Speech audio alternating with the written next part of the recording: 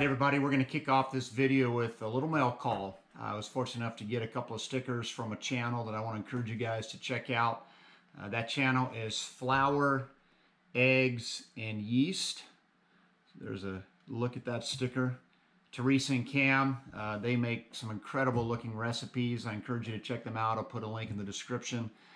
I've been wanting to do a shout out for their channel for a couple of videos now. They were kind enough to do a sticker trade with me. But I knew I was going to cook these fish up, so I thought it'd be maybe a little better match to shout out their channel on a catch and cook. So we're going to get those trout going. Again, I'll put a link in the description. The trout today, we're just going to fry them up, and then we're going to have some vegetable kabobs to go along with them that have an Asian zing sauce. So we'll get to cooking and show you guys what those look like, and then we'll do the taste test. So thanks for coming along. Hope you enjoy the video. All right, so there are the veggies that we're going to have for the kabobs. The zucchini and the squash are out of our garden. The peppers I bought from the store. So we've got red pepper, yellow pepper, zucchini, and then yellow squash. And what we're going to do is skewer those, and we're going to put some butter on them, sprinkle some garlic powder and onion powder and black pepper on them, and then we're going to coat them with Asian zing sauce. Then we're going to throw them on the grill. And the fish we're going to fry, and so I'll show you the cornmeal mixture and stuff we're going to use for the fish here in just a second. Okay, we're going to get our egg ready for our egg wash. So all I'm using this for is so that when I dip the fish in it and then dip the fish in the fry breading, it'll stick a little better. So I'm only using one egg since we're only cooking 2 fish. It should be enough.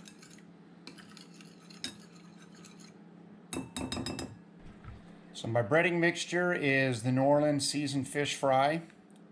And then I've got some cayenne pepper sprinkled in there, some onion powder, a little bit of black pepper, and a little bit of garlic powder. So after we put the fish in the egg wash, we'll coat it with that, and then we'll put it in the frying pan. All right, we got the fish breaded. They're frying. You see that brown barely fits in the pan. And then I've got the vegetables buttered. And I'm going to start putting the seasoning on, and I'll show you those right before I put them on the grill. Here's our sweet Asian zing sauce. We're just going to base it onto this little brush. Get it all there. You can see I've already got the butter and the garlic and stuff on these veggies. The butter was at room temperature. It wasn't warm. Probably should have warmed it up. So it's a little clumpy, but that's right. Once I throw them on the grill, it'll be fine. So I'll flip these over and brush the other side so all of it's coated. And then we're going to throw them on the grill.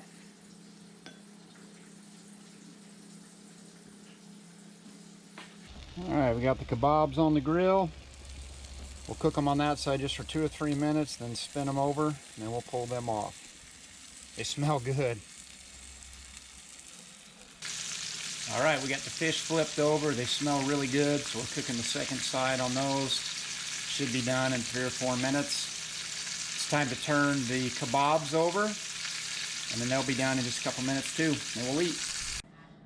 Alright, just letting those fish dry out on a paper towel, drain the excess oil for a minute, and we're going to plate them and see how they taste here in just a second. I'm going to pull the vegetables off the grill now. Alright, we're all plated up. We've got the kebab, we've got the rice, and we've got the fish. I'm going to take all my vegetables off the kebab. We'll eat those first. So zucchini.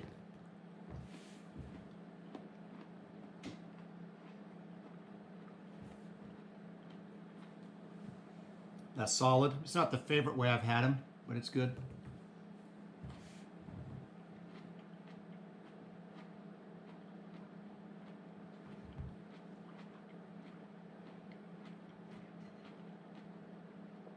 The yellow pepper is really good in that Asian zing sauce. The sweetness of the pepper, and the Asian zing is sweet, but it's spicy too.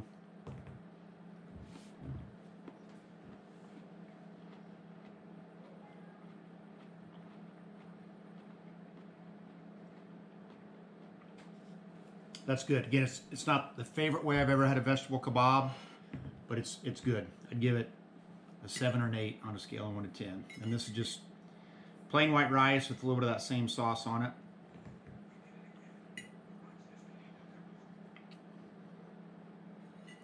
pretty good too.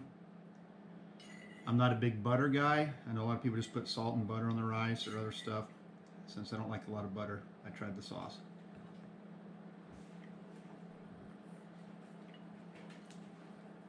All right, now for the fish.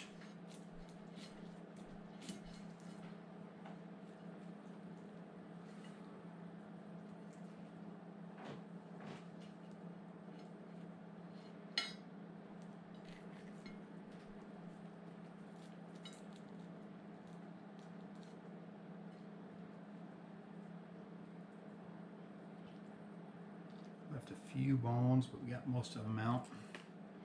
Right here towards the top, we left some bones.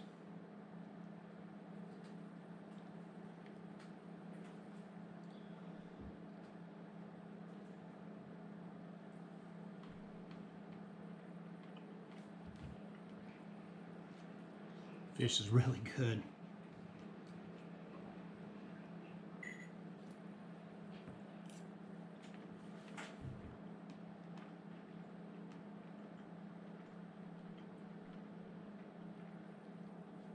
Yeah, the fish is excellent. It's an 8 or 9 on a scale of 1 to 10. There's a little bit of heat to it from the cayenne pepper added to the breading. It's cooked just how I like it. I prefer my fish a little cooked versus undercooked. Let's take another bite here.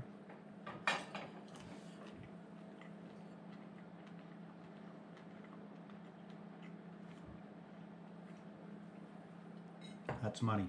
Ronnie, you gonna try some? We give Rhonda a little piece, make sure she gets some of the breading with it. She'll be off camera, so I'll have to be honest about her response. I don't think there's any bones in that.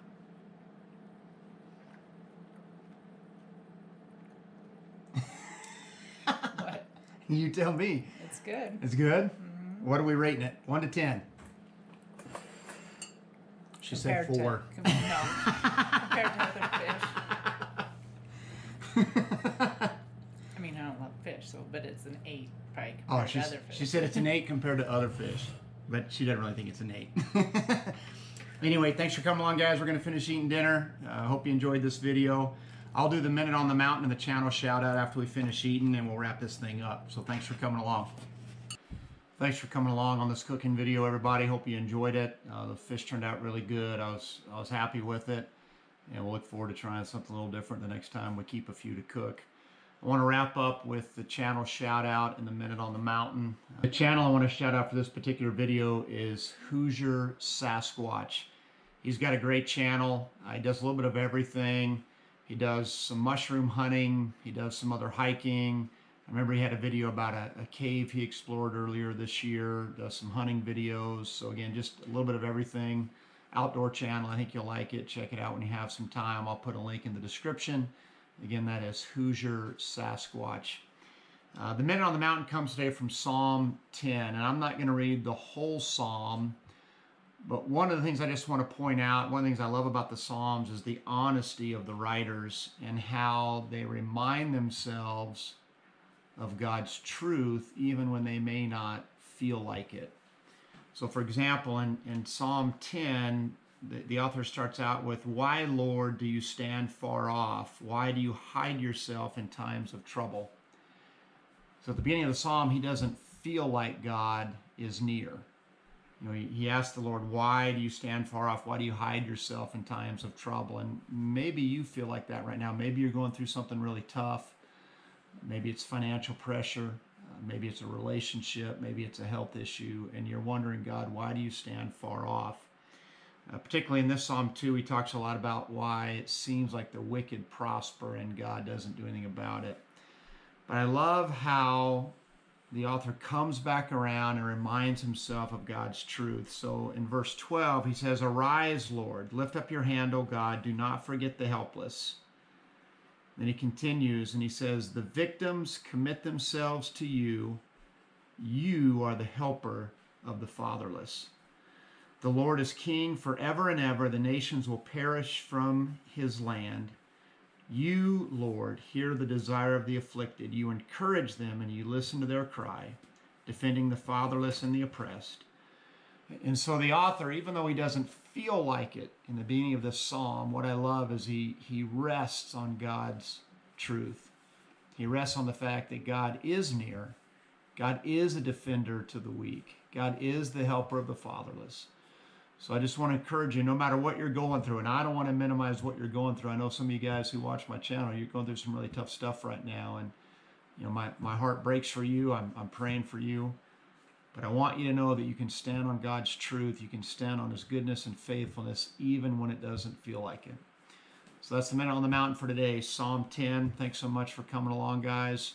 Appreciate all your support. I hope you have a good week, and God bless.